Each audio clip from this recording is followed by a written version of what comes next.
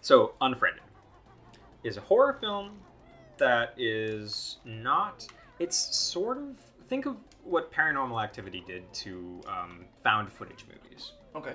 You know, you got the person holding the camera, and suddenly everything that happens in the movie is diegetic. Everything that happens in the film is something that's happening in the film. There's not a song that's playing over a scene that the characters can't hear. Yeah, it's like a real scary moment for a real person. Well, it's dicey when it comes to Paranormal fucking Activity, stupid ass movie.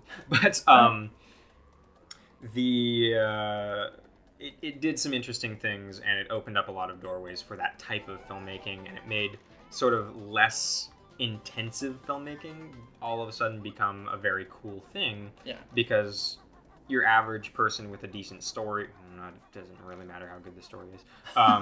Your average person with some money and a camera could make a movie. Yeah. And that's cool. It didn't work a lot of the time, but needless to say. It's a good thought. So this movie Unfriended does a similar thing, but instead the entire movie is the computer screen of the main character. Oh. And it takes place when she's having a Skype conversation with her closest friends. So you've got a video chat going on, where each person is in their own room, doing their own thing, chatting back and forth. Uh-huh. So the clever thing about that is you've got every single actor is in a separate room. Right. And you've just got a camera pointed directly at their face, right? So you can literally have the actor read through the entire script in one sitting. Yeah. And you can get them to do it like 9 or 10 times. Yeah. And then using, oh god, the snake charmer. Another good, totally not racist thing in this game. Dude's voice is phenomenal. Also, his pet reappears in Banjo-Tooie as well. Is that so? The little pink friend. The great Jiggy Wiggy has a... Or not the great Jiggy Wiggy, the great King Jinjo. King Jingling, that's his name. The King of the Jinjos has that as a pet. All of them? Or is like... I think there might be there's one two in here. Yeah. Yeah. So every single actor sits down in front of a fucking GoPro or whatever and reads through the script to completion, their entire thing. And then you can just use a screen tear or a lag in the conversation to cut together all of the best takes, right? Yeah. It's clever. You can literally film an entire film in probably 3 days doing this. Yeah. The problem... That's not the right button. ...is that the movie's absolute dog shit, and it makes no sense, and the plot is stupid. And I'll tell you about it in a couple of... I'll perfectly encapsulate the essence of what this movie is in a couple of conversational cues here. Okay? So, first of all of the characters are monsters. They're all just bad people. Okay. They're mean to each other for no reason. Now, is that like in an Always Sunny in Philadelphia way, or is it like endearing, or is it like... No, it's none of them are Charlie. None of them are Dennis. None of them are Mac. None of them are good. Okay. There's no redeeming qualities to even a single one of these characters.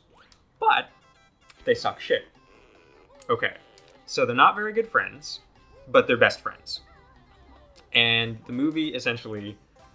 They all knew a girl who, at a party in their, previous year at high school, made a fool of herself, and then somebody posted a mean video of her in the aftermath, and then she killed herself. Okay. And it's, that's nothing to laugh at, of course. Of course not, no. That's a pretty grim thing. But, first of all, the main character, or the character who kills herself, in the video that was posted to Vimeo, Dailymotion, or something like that. Not YouTube, so that it could still be online. Yeah. She kills herself by standing in the middle of a parking lot and holding a gun at arm's length away from herself. Okay. So, that's a stupid thing. Oh, yeah.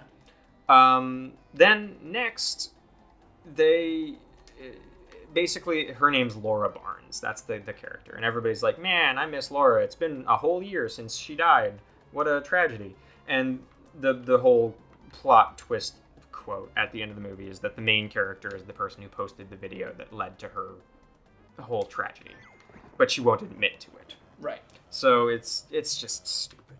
But they're all secretly dunking on each other in like the chat. Yeah, on because Skype. they each have their own chat that doesn't have the other person in it. Like, Exactly. There's like probably 6 or 7 chats. Exactly. I know how it works. But at one point, when the main character is having a hard time using her computer because she's a stupid fucking idiot and she doesn't know how to do quick keys to copy and paste, for example. Yeah.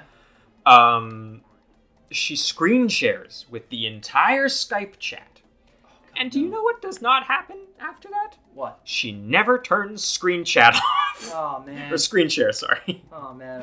So, yeah. There it is, yeah. So she spent, like, the entire rest of the movie, based on the situation that they've set up, every single person can see her literally talking hot shit about all of them.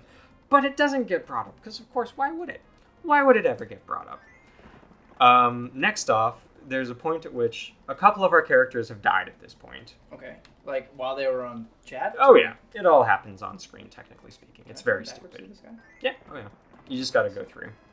But a couple of our characters have died, and you've got main character's boyfriend, and best friend are the only ones still kicking at this point, right? Yeah. Yeesh. I don't have to start over, though. No, you're still good. Yeah. There's no timer on this. But they're afraid that the ghost is trying to attack main character's best friend. So do you want to know what main character does in order to try and mitigate the situation? Did she admit that she was the one that killed her? Or? No, at no point does she admit. Okay. Right. The end of the movie is that the ghost posts the fact that she was the one who posted the video to her Facebook page, and then all of her friends resent her. And they're like, man, you're a monster, you're a piece of shit, fuck you. And she's like, oh no, and then the ghost gets her. Stinger. Finale. But what she does, instead of, using her cell phone to call the police, which happens earlier, a different character calls the police earlier in the movie, so we know. Yeah, but the reasonable characters are the ones that die first. No, she wasn't reasonable. She was very stupid. She was being cyberbullied, so she called the police. Oh, okay. All right. But this character does not grab her cell phone. What this character does is she literally opens up Omegle. And just asks like a random stranger for help? And she asks random strangers in random foreign parts of the world to call the police on her behalf. Well, that sounds like probably one of the worst courses of action one could take were they in a similar situation. And do you know what she sees when she opens up Omegle? The ghost. No. She sees some people in, I believe, Iran? Some people Are they fucking? No, Like, she just sees people. But the one, because there's a classic, very funny joke where if you're pre-drinking with your friends before a party or something. I wouldn't know anything about that. But the joke is you play a game that's called cock shots. And what you do is you open either Omegle or chat roulette, and then every time you see a penis, you skip to the next thing and everybody takes a drink. Yeah. Right, so it's a funny thing. But it's a known thing that when you open these things up, 9 times out of 10, you are going to see a cock. It's always dicks. It's very bad. Now, I'm missing 2. One's the Ginger one. I think it's in there. Yeah, I think you're good. But in, of course, this very, very clever and in-touch film, the main character sees a man's whole tummy at one point. And that's how they try to make an analog to the sheer quantity of disgusting human beings there are on the internet. Is she sees a rotund tummy. Just a tummy? Just a belly. He's got his whole belly. That's what people do on Omegle. Yeah. They show you their bellies. I gotta say, that's some weak shit, Unfriended. Yeah, and then eventually she gets onto Omegle with somebody who is also in the United States. And they do actually call the police for her, and it's just fucking nonsense. There's a witch switch here. Yeah, it's in here. It's not here, though. I think once you get the jiggy, the timer stops, and you can just explore this area. That'd be nice. So yeah, Unfriended is a dog shit movie, and there's some people that really, really say it's not, and I do not get them. I think I fucked up, Scott. I think you did. Oh, there it is. Grab it. Hit it quick. Beautiful. Ha! Not too shabby. Take those. So it's gonna just... Oh, God. Yeah, no, it's a lot more gruesome than that. Is that a game over? Is that a... Whoa! You just got murdered twice! Gobi's Desert is taking its toll. I didn't realize that would be so harsh a punishment. Yeah. So, yeah, once you get the jiggy, I believe you're allowed to move backwards through the maze without... Well, I don't need to now. Well, but isn't the last Jinjo in there? I think the last Jinjo's in the room after. Oh, all right. Like with the Jiggy. Oh. I'm not 100% So it's a off. double Jiggy room? Yeah. Wow. King Sandy Butts Tomb. Ugh, good old Rare. That dang Rare sense of humor. From the people that gave us the Great Mighty Pooh. That is very accurate. Are there notes in here too? I don't think so. I don't know with certain. I think that they're in the last room as well. Jukes. It's this way, Up I think. and around, yeah. That's money. Yeah, see, timer's dead now. Give me that one note. Yep. Yeah, buddy. There he And there's is. the last Jinjo. Wait, grab the jigsaw piece as well. There. Thank you. Yuck. And then there should be a switch somewhere in here. Do you have to... Oh, no, that's good. There it is! We had it all! Is there anything else hidden in that maze? I don't think so. I don't I'll think go so. back and give it a double check. Though. Yeah, give it a I'm once pretty sure over. it's just some golden feathers. Yeah, feathers and feathers. You got the jigsaw notes. You got a lot of skull tokens.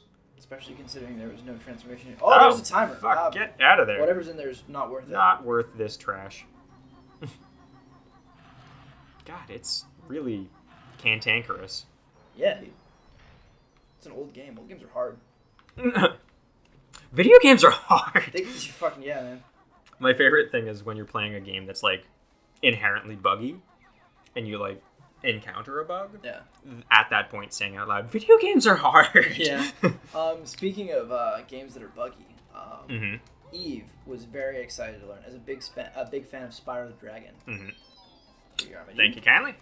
Eve was very excited to learn that there are, in fact, more Spyro the Dragon games than the original 3. Which Oh, she yeah. did not know.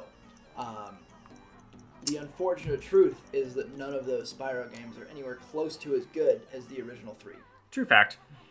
Also, I believe in one of them, now I may be incorrect in saying this, but I'm fairly certain that Elijah Wood voiced Spyro the Dragon at one point. Yes, Elijah Wood voices Spyro the Dragon in a lot of the more modern Spyro games. Yeah, like pre-Skylanders, but yeah. post the Fun originals. fact, the guy that does the original voice for Spyro, Mhm. who is returning for the remake, Good. also voices SpongeBob SquarePants. So he's on a comparable level to... it's Tom Kenny, you're right. Yeah. He's on a comparable level to Elijah Wood. That's pretty cool. I remember I looked it up one time because I was like, I thought it was Elijah Wood at some point, and I found Tom Kenny's name on everything, and I was like, man, that guy's great. Yeah.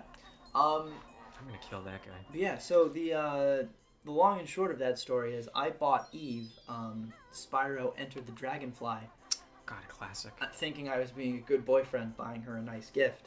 Mm-hmm. When in actuality, I was buying her a big old dump on her childhood. Oh no. And I was made aware of this. He does give me the shoes, right? Yeah, I think they're like right in front of you. Yeah. Like when the race starts. Yeah.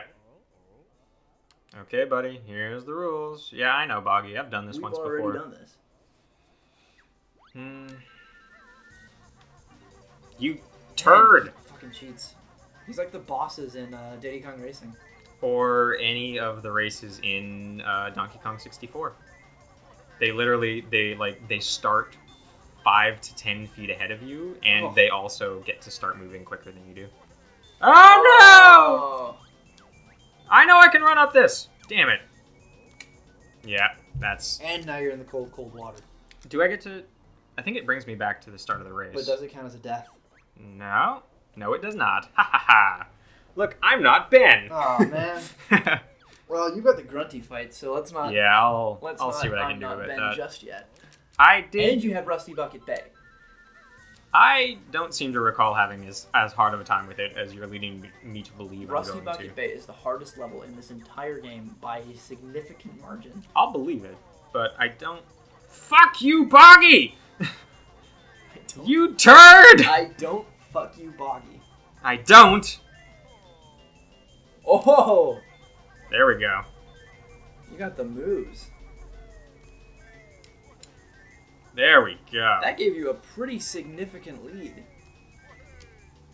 Yeah, you just gotta take him where you can and pray that he doesn't cheat speed. How are you gaining speed? We're not on a downhill slope, Boggy! That is some Mario Kart rubber banding right there. Yep. Come on. Come on. Nah, man. You piece of shit, bear!